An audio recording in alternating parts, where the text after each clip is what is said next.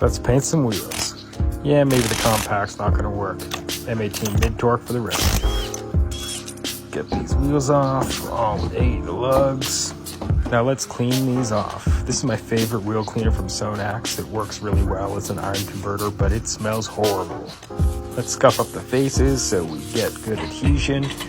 Break the bead seat. This isn't necessary, but it helps get paint over the edge of the rim. The barrels of these wheels are really oxidized. They're not going to be perfect, but we'll get them colored.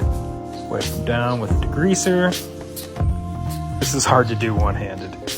You can use playing cards or index cards. I use these 4x6 labels because I have a ton of them. Some primer. These wheels aren't perfect and they're not going to be perfect, but they'll look good enough.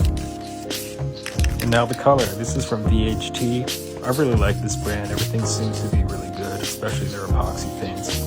I know some people don't like gold wheels, but I do, especially against Battleship Gray. There we go. Some satin clear. Again, VHT high heat. Nice and even.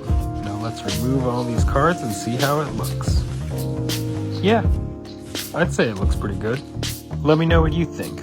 Now we just gotta reseat that bead. Done. There we go.